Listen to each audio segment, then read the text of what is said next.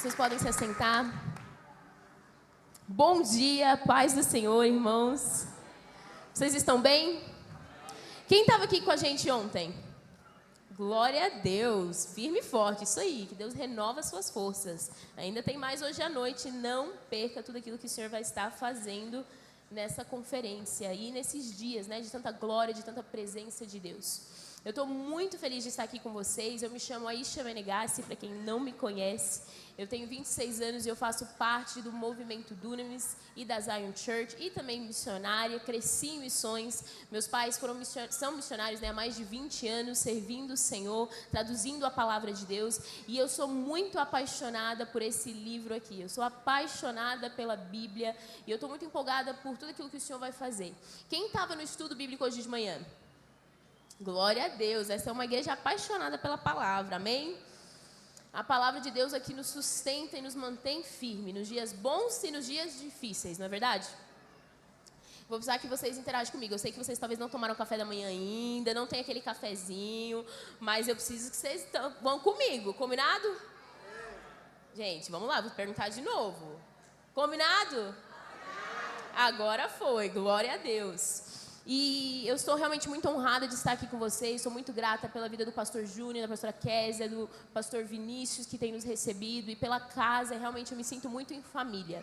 Falei com a Jaque, essa casa é uma casa apaixonada pela presença de Deus. É uma casa apaixonada por Jesus e por realmente hospedar a presença do Senhor, amém? E essa conferência do Impulso dos Jovens tem sido marcada por um versículo muito chave, né? Levíticos capítulo 6, versículo 12 e 13, se você puder abrir aí comigo, eu vou te dar um minutinho.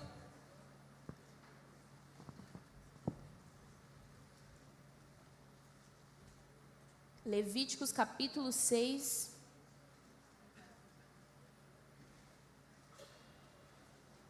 versículo 12 e 13 vai dizer o seguinte: mantenham-se aceso o fogo no altar, não deve ser apagado.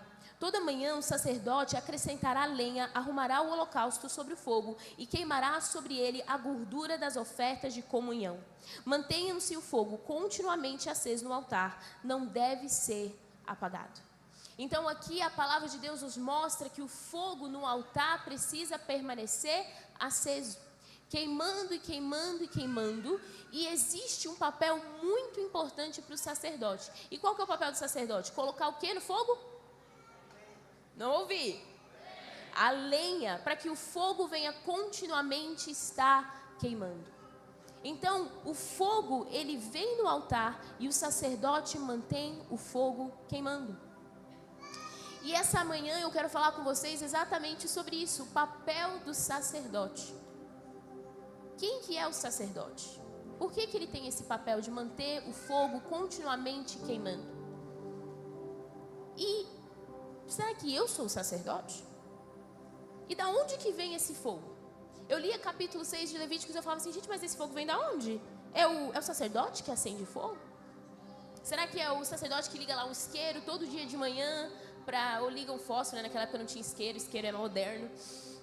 Ligava o fósforo para manter o fogo, a lenha queimando. Da onde que vem esse fogo? Ou será que é só eu que tinha essa dúvida? Talvez a gente nem pensa nisso às vezes, né? A gente fica só lê o versículo e deixa passar. Mas se você pular mais 2 capítulos de Levítico, lá no capítulo 9, vira aí comigo no capítulo 9, versículo 23 e 24. Vocês vão ter que ter paciência comigo, eu gosto de Bíblia em papel. Capítulo 9, 23 e 24 diz assim: assim, depois Arão ergueu as mãos em direção ao povo e o abençoou. E tendo oferecido o sacrifício pelo pecado, o holocausto e o sacrifício de comunhão, desceu. Assim Moisés e Arão entraram na tenda do encontro. Quando saíram, abençoaram o povo e a glória do Senhor apareceu a todos eles. Saiu fogo da presença do Senhor e consumiu o holocausto e as porções de gordura sobre o altar. E quando todo o povo viu isso, gritou de alegria e prostrou-se com o rosto em terra. Quando nós temos um encontro com a glória de Deus, a gente não consegue ficar de pé. Muitas vezes eu olhava no altar e eu via as pessoas jogadas no chão, chorando, com a cara no chão, tipo ranho no chão também, ali perdendo toda a dignidade, né? Porque quando a gente vai pro altar chorar, a gente perde um pouco da nossa dignidade. Reputação fica ali mesmo. Tô mentindo? É verdade. Eu já perdi toda a dignidade nos altares, chorando, com lágrimas. Você levanta, quem tá com maquiagem, as meninas vão entender, tudo borrado. Mas aí você sabe assim, cara, Deus me encontrou. Você sai até todo manchado. Mas nesse lugar, quando você encontra com a glória de Deus, não tem como você ficar de pé, não tem como você sair o mesmo. Mas quem que providencia o fogo? O Senhor. A gente falou isso um pouco hoje de manhã no estudo bíblico. O fogo, ele vem do céu. O fogo, ele vem do Senhor. O fogo que Ele quer que nós mantemos vem primeiro dEle. Ele não pede de nós algo que Ele não nos dá primeiro. Jesus pede para a gente pegar a nossa cruz. Mas quem que pegou a cruz primeiro? Jesus. Ele pede para a gente negar a si mesmo. Mas quem que negou toda a sua glória e deixou tudo para trás para vir como homem, como ser humano, como eu e você? Já parou para pensar que Jesus teve que crescer num ventre? Já parou para pensar que Jesus teve que aprender a falar? Jesus não nasceu assim do ventre já falando: oi mãe, tudo bem, eu vim fazer isso, esse é meu ministério. Não, ele aprendeu a falar. Ele teve alguém que trocou a fralda dele. Ele teve que aprender a andar. Se isso não é negar a si mesmo, sabendo que você é o Deus do universo, eu não sei o que é. Ele era o Deus, ele é o Deus do universo. E ele veio para habitar num corpo como o meu e como o seu, que fica velho, que tem rugas, que com o tempo vai cair nas pelanquinhas. Não importa o quanto você é fitness e faz academia, quando ficar velho vai ter mesmo umas pelanquinhas. Só tá tudo bem, faz parte. Vai envelhecendo os cabelos brancos que a gente tenta cobrir com uma tinta. Mas isso faz parte de ser um ser humano, não é verdade? E Jesus, ele abraçou tudo isso porque ele veio em carne para que eu e você pudéssemos ter vida e vida em abundância. Amém? E nós vemos que Jesus, ele nos dá o fogo. Mas ele fala para o sacerdote: vocês têm um papel muito importante, vocês precisam manter o fogo. Manter o fogo aceso continuamente. E eu comecei a ler esse versículo e eu comecei a me perguntar: o que é o papel do sacerdote? Quem que é o sacerdote?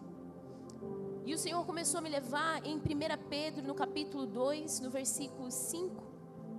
Se você quiser abrir aí comigo. 2 Pedro. Quem achar aí fala amém. Quem não achar fala misericórdia, que eu dou mais um tempinho. A gente abriu o culto hoje fazendo uma competição de quem acha mais rápido. Em inglês. Então assim, em português é mais fácil ainda. Vamos lá.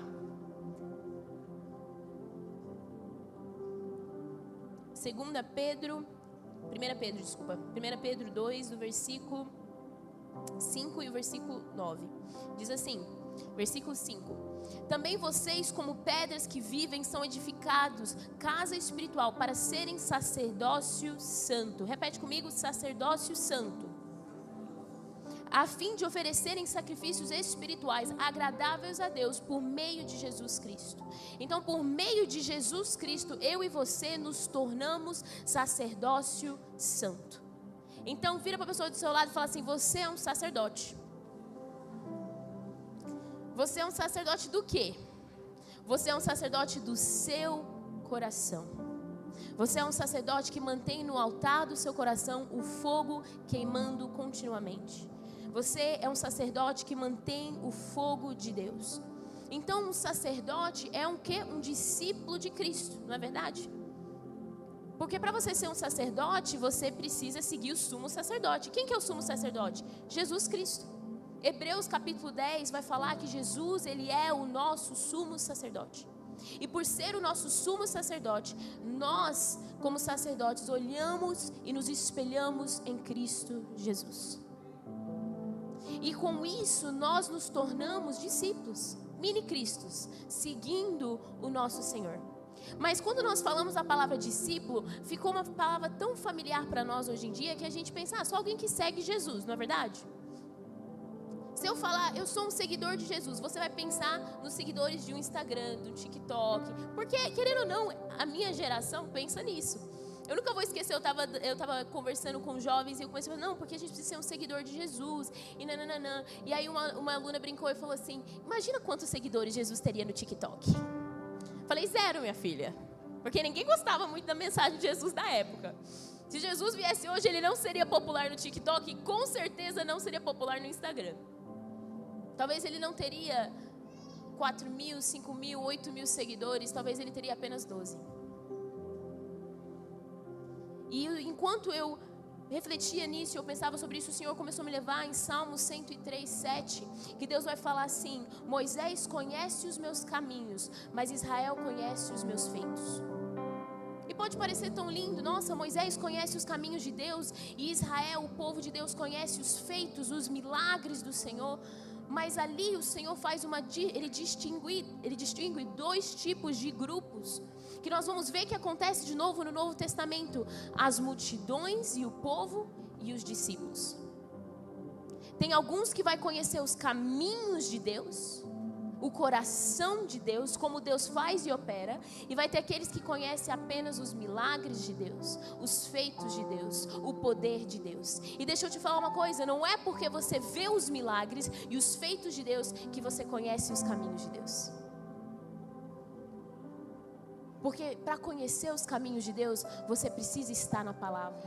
Para conhecer os caminhos de Deus, você precisa ter intimidade com Ele. Para conhecer os caminhos de Deus, você precisa ter uma vida em que você está, igual o pastor falou, orando constantemente, falando com Deus. Não orações de 3, 5, 6 horas, mas durante o seu dia, falando com o amado da sua alma, falando com aquele que te amou primeiro, falando com aquele que escuta você o dia inteiro. Já parou para pensar que Deus, nos seus sei lá quantos anos de vida, não se cansou de você? Eu já me cansei, tem dia que eu me canso de mim mesma. Porque viver nesse cérebro bonitinho aqui não é fácil não, gente. Sou bem acelerada, minha mente nunca para. E eu falo assim, Deus, eu não estou me aguentando. E o Senhor por 26 anos ainda me aguenta. Que amor é esse? Não é verdade? Mas nós vemos que o Senhor, a gente foi criado para esse lugar de conhecer os caminhos dEle. E eu queria muito falar sobre isso hoje, o papel do sacerdote, a diferença de ser a multidão que segue Jesus e seus discípulos de Jesus, seus sacerdotes de Jesus, o sacerdócio real do Senhor. Porque ambos seguem Jesus, tanto a multidão quanto os discípulos seguiam Jesus enquanto Ele ministrava. Eles viam os milagres, eles viam Deus multiplicar o pão. Ambos escutavam Ele e os ensinamentos dEle. Ambos viam o cego enxergando, o coxo andando. Todos viam a mesma coisa, estavam no mesmo ambiente. Porém, só um grupo específico de pessoas decidiram permanecer e continuar caminhando com Ele nos dias bons e nos dias maus, nos dias fáceis e nos dias difíceis. E muitas vezes nós estamos num lugar, em ambientes como esse, de presença, de glória de Deus, com pessoas apaixonadas por Jesus, mas nós nos encontramos num lugar de multidão, ao invés de nos encontrar num lugar de ser discípulos de Cristo. E essa manhã, enquanto eu estiver falando, vai perguntando para o Espírito Santo, onde eu estou? E talvez isso aqui é só para relembrar você, mas que o Senhor venha estar ministrando ao seu coração. Porque tem uma coisa que eu sempre cresci com esse temor dentro de mim, quando eu lia Mateus 7, que fala assim, que eles chegaram ao Senhor e falaram, Senhor, Senhor, nós expulsamos demônios em seu nome, nós fizemos milagres, nós tínhamos o ministério mais grande, e nós fizemos, e nós fizemos, e nós fizemos. E o Senhor vira para eles e fala, eu não te conheço. Eu não sei vocês, mas isso dá um frio na barriga. Talvez eu possa chegar no Senhor e falar, Deus, mas eu preguei tão lindo. Lembra lá naquela conferência, eu falei tão bem, e as pessoas foram tocadas, e eu fiz isso, e eu orei por cura, e fulano foi curado. Mas eu não te conheço. Porque não quer dizer que nós fazemos para Deus, que nós conhecemos Ele.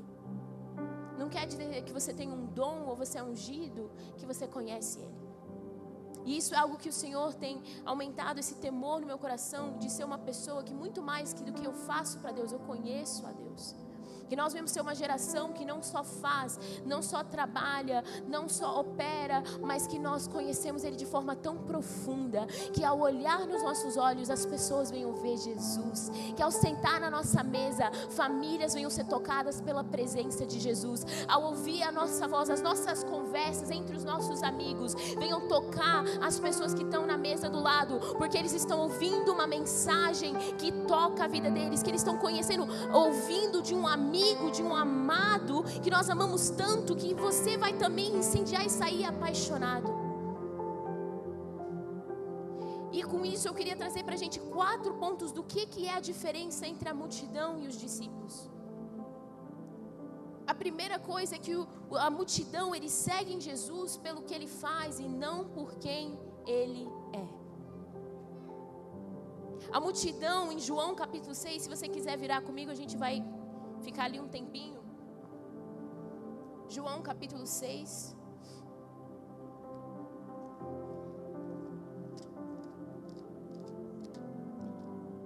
Eu acho que esse é um dos meus capítulos favoritos. Eu amo esse capítulo.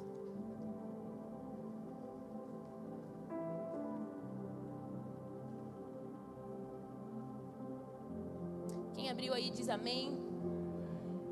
João capítulo 6, a gente tem uma história, eu vou passar aqui bem rápido, porque a gente não tem muito tempo para ler todo o texto, é um texto bem longo, mas os discípulos, a multidão está seguindo Jesus, e eles chegam no lugar onde não tem mercado. Você tem que lembrar que naquela época, irmãos, não tinha mercado. Você tinha que fazer o seu próprio pão, colher sua própria farinha, chegar em casa, fazer seu pão, assar. Não tinha tipo assim, vou ali no mercado comprar um pão francês de manhã, porque eu não quero ter que fazer pão. Não, você tinha que fazer seu próprio pão. E eles estão ali num deserto, um lugar separado, um lugar mais remoto.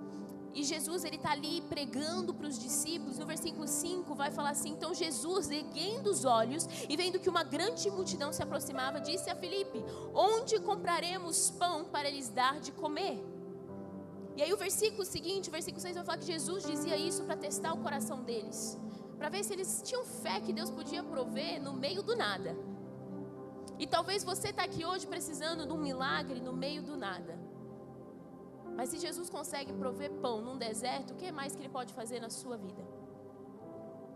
E nesse lugar de deserto que eles estão ali sentados, Jesus, ele vai multiplicar os pães e ele vai dar para toda essa multidão. Mas olha que interessante, o versículo 2 do capítulo 6 começa assim: uma grande multidão o seguia, porque tinha visto os sinais que ele fazia na cura dos enfermos.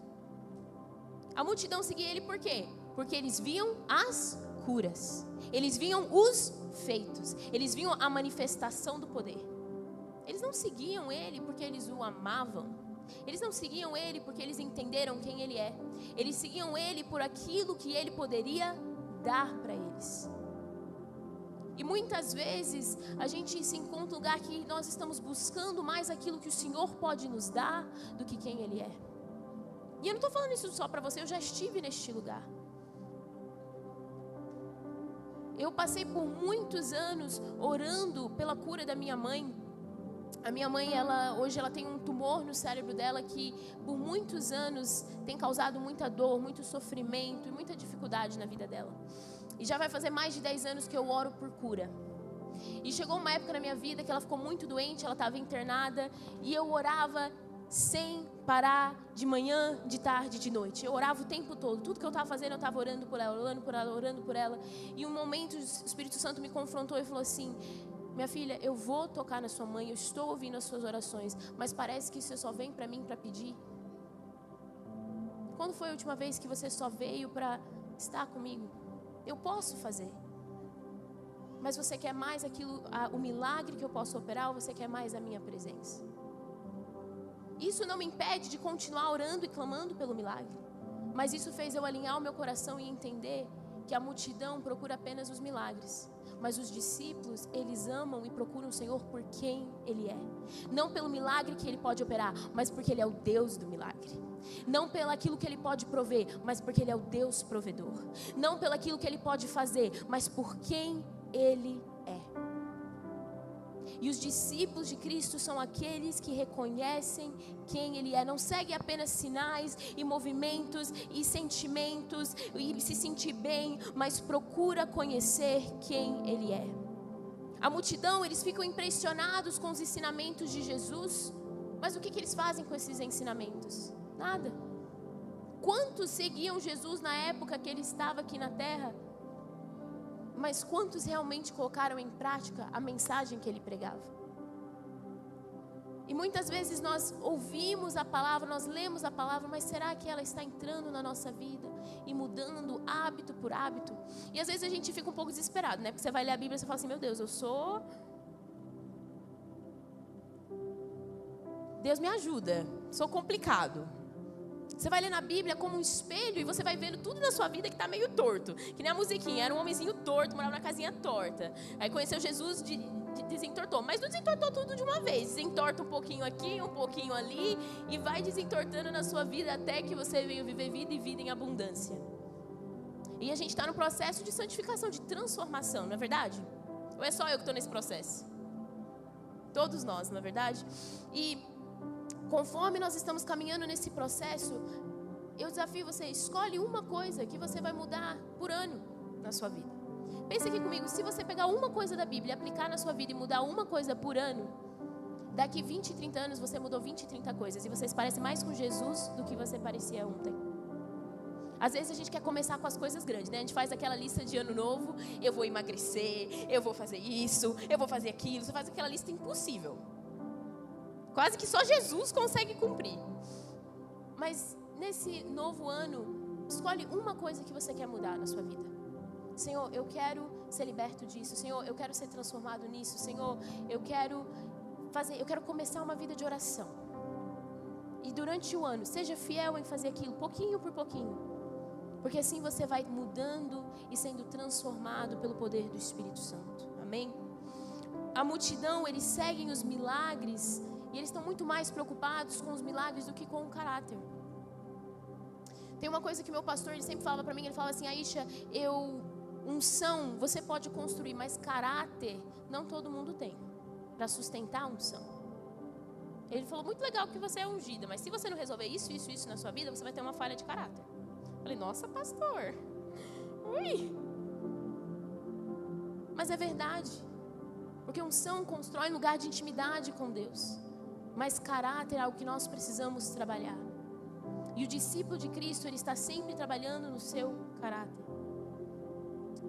E outra coisa que me marcou muito é que a multidão, eles procuram os feitos do Senhor e eles esperam receber o milagre, eles querem contar sobre o milagre, mas eles não querem sentir o milagre na pele. Todo mundo quer o milagre, não quer, é verdade? Mas quem que quer passar pela tempestade que requer o milagre? Tem gente que está até assim, ô Senhor, que é verdade. A gente quer viver histórias para contar para os nossos filhos de fé, mas aí Deus pede para você dar um passo maior que a perna e você está assim, Deus, não é o Senhor não. Mas isso é ser um discípulo de Cristo, é tomar às vezes passos que na nossa mente racional não faz sentido, mas se Deus está falando, Ele vai te sustentar, Ele vai prover, Ele vai te guiar e você vai ter um testemunho para contar daquilo que você viveu e construiu com Deus. Deus me livre de chegar para os meus filhos e não ter uma história para contar daquilo que Deus fez na minha vida. Porque eu estava com medo demais de viver um milagre. Porque eu estava com medo demais de ir para um lugar de desconfortável. Já vou avisando, caminhar com Jesus é nada confortável. Se você não descobriu isso ainda, vai descobrindo. Não é confortável, não é fácil. Às vezes parece que quando estava no mundo era mais fácil. Mas isso é mentira, tá? É o inimigo enganando a sua mente. Porque quando estava no mundo, estava lá quebrado, chorando, pedindo para Deus te encontrar. Aí quando fica a gente, nossa Deus, está muito difícil. A vida é difícil. Mas é melhor um difícil com Jesus do que sem Jesus. Não é verdade? Melhor é um difícil que você vive milagres e você experimenta da glória e da presença, da cura do Senhor, do que uma vida que você está sozinho, que você não tem o Senhor. O segundo ponto é que os discípulos, eles escolhem o caminho da cruz, da renúncia. Eles escolhem um caminho que às vezes não faz sentido. Depois que Jesus, ele opera esse milagre dos pães, acontece uma situação que eles pegam um barco. Os discípulos pegam um barco e eles vão adiante. E aí começa do nada uma tempestade. Mas aí eles acabaram de viver um milagre. Viram Deus multiplicar o pão. Mas aí chega no barco, a tempestade vem. O vento forte vem. No versículo 19 fala assim: os discípulos já tinham navegado uns 5 ou 6 quilômetros quando viram Jesus andando sobre o mar, aproximando-se do barco, e ficaram com medo. Mas Jesus lhe disse: sou eu, não tenham medo. Não é porque que a gente vive milagre que a gente vence todos os nossos medos, não é verdade? Aí acontece alguma coisa, parece que a gente esquece aquilo que Deus acabou de fazer alguns meses atrás. E os discípulos, eles são gente que nem a gente. Se eu também visse um homem andando sobre as águas, eu ficaria morrendo de medo. Talvez você não, mas aí você é mais santo do que eu. Porque meu irmão, eu ia falar, um fantasma, é demônio. Certeza. Deus me perdoe. Mas eu seria esse discípulo. Por quê? Porque nós muitas vezes temos medo, nós lidamos com as nossas inseguranças, com as nossas dificuldades, e o Senhor, Ele nos chama para ouvir a voz dEle no meio das tempestades. Ele nos chama para ouvir a voz dEle quando tudo está sombrio ou assustador. Ele nos chama para focar na voz que pode nos salvar, nos resgatar e nos tirar desse lugar. Os discípulos, eles entendem que às vezes eles vão ter que renunciar a certas coisas. Eles entendem que caminhar com Jesus às vezes não vai ser fácil. Mas como eu falei, nada na vida é fácil. Mas não vale a pena sim entregar a sua vida para algo que vale muito mais do que a sua vida. Viver por algo que você morreria. Meu pai sempre falava isso: Aisha, escolha uma causa para a qual você quer morrer. Todo mundo vai morrer por algo. Talvez você morrer porque você quer aquela carreira dos sonhos, e você quer isso para sua família, aquilo. Todos nós iremos entregar nossa vida para algo. Por que não entregar para aquele que é digno de todo louvor e de toda adoração?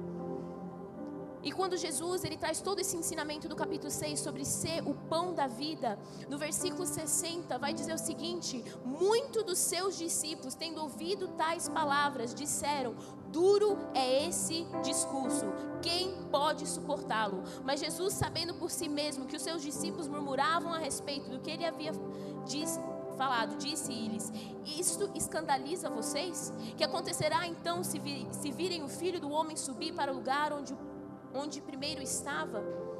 E aí você vai continuar ali no versículo 66 vai dizer assim: diante disso, muitos dos seus discípulos o abandonaram e já não andavam com ele. Jesus, ele traz uma revelação de que ele é o pão da vida. Ele fala: se você quer a vida eterna, comem e bebam de mim. E aí os discípulos ficam tão escandalizados: a gente comer de você, beber de você, você é louco.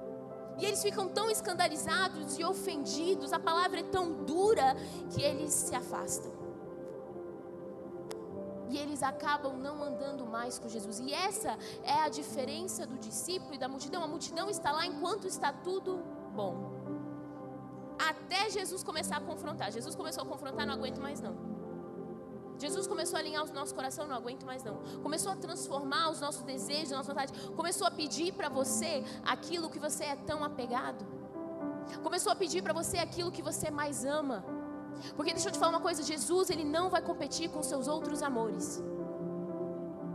Ele não vai competir com as outras coisas que você ama mais do que a Ele. Ele vai pedir para você renunciar e entregar essas coisas. Ele vai te pedir para negar a si mesmo. Ele vai pedir para você carregar a sua cruz. Ele vai pedir para você buscar uma revelação de quem Ele é e permanecer nele. E o terceiro ponto é que os discípulos escolhem ficar quando as coisas ficam difíceis. Quando não faz sentido, um discípulo permanece. E muitos de vocês têm sido assim, permanecendo mesmo quando não faz sentido. Assim como a irmã ministrou no louvor, quando nós vivemos percas, quando as coisas não fazem sentido, quando estamos passando por momentos de dor, nós continuamos permanecendo. Mesmo que eu ainda não vi a cura da minha mãe, eu continuo na presença do Senhor. Eu continuo sendo fiel. Eu continuo crendo que Ele é o Deus de milagres. Porque se Ele me der ou se Ele não me der, eu amo Ele, eu busco Ele, eu anseio por Ele. Se eu tenho milagre, eu louvo Ele. Se eu não tenho milagre, eu louvo Ele. Se eu tenho o que eu quero, eu louvo Ele. Se eu não tenho, eu também louvo Ele. Porque bendito é o nome daquele que está sentado acima de todos os tronos, todos os outros deuses. Não existe outro Senhor como o nosso Deus. E nós não o adoramos porque Ele nos entrega as coisas ou porque Ele nos dá as coisas, mas até nos momentos difíceis, de tempestades, de dor, de dificuldade, nós permanecemos. E se você está aqui, é porque você é um desses discípulos que permaneceu. No meio das tempestades da vida, da dor, da dificuldade. E talvez você está numa tempestade aqui nessa noite. Mas eu quero te falar: Jesus está com você. Permaneça nele.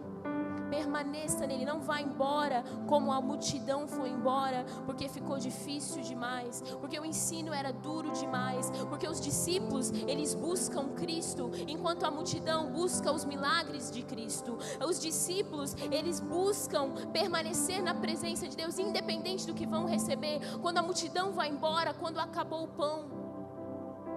Que tipo de pão você tem buscado na sua vida? O pão físico apenas ou aquele pão espiritual? A presença do Senhor. E por último, os discípulos não apenas seguem Jesus, mas eles querem se tornar como Ele. No momento que todos os outros discípulos estão indo embora, Pedro, ele vai dizer algo muito interessante. Pedro é gente como a gente. Eu amo Pedro. Cabeça dura, quer pedir para o fogo descer do céu, não tem muita paciência, sabe? Pedro é eu, gente como a gente. Mas o que eu amo sobre Pedro é que mesmo em todas as doideiras que ele falava para Jesus, ele foi o que mais viveu milagres com Jesus. Ele é o único discípulo que andou sobre o mar. Ele é o único discípulo que virou e falou: você é o Filho de Deus. E Jesus vira para ele e fala: sobre essa rocha, sobre essa revelação construirei a minha igreja. E Pedro é um dos líderes da igreja. Pedro parecia nos olhos humanos um pouco besta às vezes, um pouco assim, não muito inteligente, não um discípulo que eu e você escolheria. Mas é o discípulo que Jesus escolheu, porque ele era disponível e faminto pelo Senhor. E Pedro, nesse momento que todo mundo está indo embora, Jesus pergunta aos 12, não só a Pedro, ele pergunta para todos os discípulos, os 12 que estavam com ele, que permaneceram. Ele diz: será que vocês também querem se retirar? Simão Pedro respondeu: Senhor, para quem iremos? Para onde iremos? O Senhor tem as palavras de vida eterna, e nós temos crido e conhecido que o Senhor é o Santo de Deus. Jesus, eu não entendi o que você quis dizer, eu não estou entendendo, mas você tem as palavras de vida eterna. Eu escolho ouvir e obedecer a sua voz, se faz sentido ou não faz sentido, se eu vou perder tudo ou se eu não vou perder tudo. Eu escolhi seguir as palavras de vida eterna. E não só isso, ele fala no versículo 69, e nós temos crido e conhecido o Senhor. Sabe quem são aqueles discípulos que permanecem até o final? Aqueles que conhecem o Senhor. Aqueles que permanecem na palavra quando não faz sentido para o mundo. E deixa eu te falar uma coisa: se as pessoas estão olhando para a sua vida e estão achando que você está muito encaixado, tem alguma coisa de errado. Porque devia olhar para você e falar: é louco, esse aí, maluco por Jesus, não dá para trabalhar com ele não. Fica aí tocando louvor e cantando e adorando o Senhor e sendo encontrado pela presença de Deus. No seu trabalho você tem um campo missionário. Na sua escola, você tem um campo missionário. Na sua família, como mãe, como pai, você tem um campo missionário. Para você levar Jesus onde quer que você for. Os discípulos, esses 12 discípulos, em Atos 19, fala que eles viraram um mundo de ponta cabeça. Fala comigo, de ponta cabeça. Onde eles iam, eles sabiam: esses são os seguidores de Jesus. Tudo maluco. Viram o mundo de ponta cabeça. Será que nos ambientes que nós entramos, nós viramos tudo de ponta cabeça?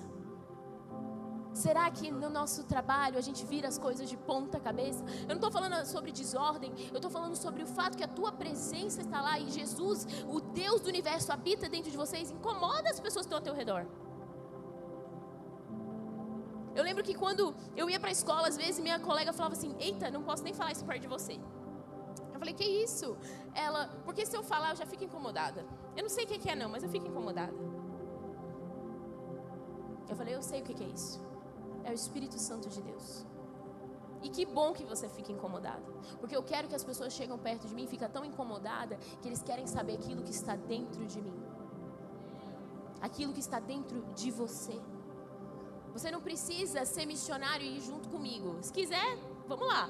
Mas se não é o que Deus chamou você para fazer, faça isso. Vire o mundo de ponta cabeça em Sobradinho. Vire o mundo de ponta cabeça no seu bairro, na sua casa, na sua família, no seu trabalho. Porque nós somos chamados para ser discípulos de Jesus. O discípulo não tem primeiro um chamado ao ministério apenas. Primeiro ele tem um chamado a seguir a Cristo Jesus, a seguir aquele que tem as palavras de vida eterna, seguir aquele que é digno de todo louvor, de toda adoração, seguir aquele que te dá a palavra final.